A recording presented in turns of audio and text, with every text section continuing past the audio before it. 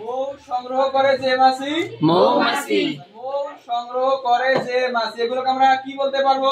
ব্যাস বাক্য। তাহলে আমরা কি জানবো? ব্যাস বাক্য, কি জানবো? বিগ্রহ বাক্য, সমাস বাক্য, আশ্রয় বাক্য। এখন এই মৌমাছি যে আমাদের আছে, এখানে মৌ মাছি, এখানে মৌটাকে আমাদের কি পূর্বপদ এবং মাছিটা আমাদের কি পরপদ। এই পূর্বপদ এবং পরপদ দুইটি মিলে আমাদের কি হয়? সমাস পূর্বপদ এবং সমাস বদ্ধপদ। তাহলে এই যে আমাদের সমাস কাকে বলে, এই সংজ্ঞাটা মনে রাখার জন্য দেখেন, একাধিক আমাদের শব্দগুলো কি করছে, আমরা একাধিক পদীয়করণকে একত্রে আমরা তৈরি করতে পারি। মানে একাধিকটা বড় বাক্যকে আমরা কি করব? সংক্ষেপে একটা বাক্যে রূপান্তর করলাম। মৌ সংগ্রহ করে যে মাছি, তাকে কি বানালাম? মৌমাছি। দেখেন একাধিক পদকে আমরা পদের মিলন করে আমরা কি করলাম? মৌমাছি। তাহলে এই যে সমাস আমাদের কয় প্রকার? প্রধানত 6 প্রকার। দ্বন্দ্ব সমাস, কর্মধারয় সমাস, তৎপুরুষ, বহুব্রীহি, দ্বিগু, অব্যয়ভাব আদি। তাহলে সমাস কয় প্রকার? 6 প্রকার। কি কি?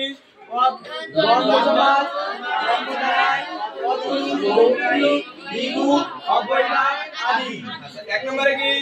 দ্বন্দ্ব সমাস, দুই নম্বরে কর্মধারয়, তিন নম্বরে তৎপুরুষ, চার নম্বরে বহুব্রীহি, পাঁচ নম্বরে দ্বিগু, 6 নম্বরে অব্যয়ভাব আরেকটি আছে কি আমাদের? আদি। এই যে দ্বন্দ্ব সমাসের মধ্যে আমাদের কি উভয় পদ কি পাবে? প্রধান পাবে। কি পাবে? উভয় পদ। মানে দুইটি পদের এই মান কি আমাদের থাকবে? উচ্চ থাকবে। যেমন আমাদের এখানে মা ও বাবা, কি মা ও বাবা। তাহলে এখানে কি উভয় পদ, মাকে ছাড়া বাবা হচ্ছে না, বাবাকে ছাড়া মা হচ্ছে না। এবং চা বিস্কুট, চা বিস্কুট। তার সাথে বিস্কুট এটা কি আছে?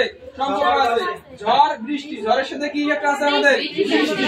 আর হাতে কলম, নাক মুখ, নয় ছয়, ভালো মন্দ, জবাব কালো।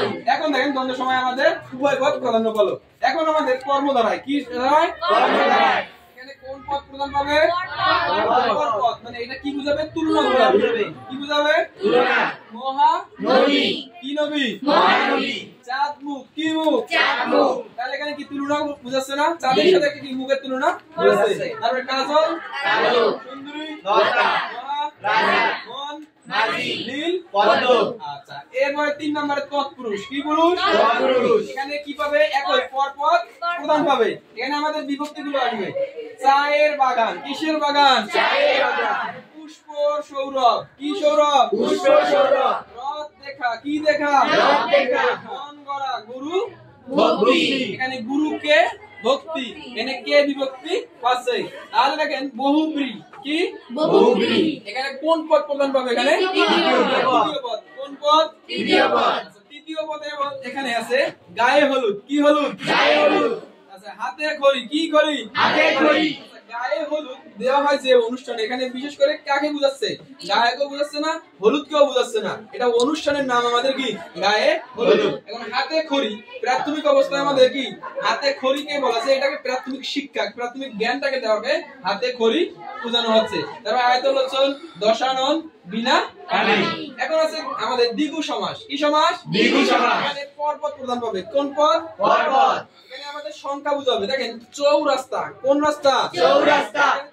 এখানে 4টা রাস্তার সমাহার এখানে বুঝাচ্ছে। এখানে তারা সপ্তর্ষি মানে 7 জনকার একটা ঋষিকে বসে একত্রে ত্রিফলা, ত্রিফলা মানে কি? 3টা বলেন।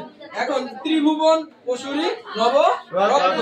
তারপরে কি আছে আমাদের? অব্যয়ভাব সমাস। এখানে কোন পদ পাবে? পূর্বপদ। আচ্ছা, পূর্বপদ। তাহলে জেলা। এখানে ক্ষুদ্র অর্থে ব্যবহার করা হয়েছে। দেখেন উপজেলা মানে ছোট জ্ঞান। উপজেলা মানে কি? আমাদের জেলাকে বুঝাচ্ছে, জেলাকে বুঝাচ্ছে না উপজেলাকে বুঝাচ্ছে? উপজেলাকে। এখন উপগ্রহ এখানে ছোট জিনিসটাকে বুঝাচ্ছে। এটা যথারীতি দুর্নীতি হা ঘরে, এই যে হা ঘরে মানে ঘরকে বুঝাচ্ছে না, যে ঘরের মধ্যে অভাব এরকম একটা ঘরকেই বোঝানো হচ্ছে। তারপর আছে আমাদের কি? আদি মানে পরপদ। এখানে প্রভাব এবং প্রকোষ্ঠ এখানে উপসর্গ আকারে বুঝাবে। তাহলে আমাদের এই সমাসটাকে আমরা কত প্রকার জানলাম?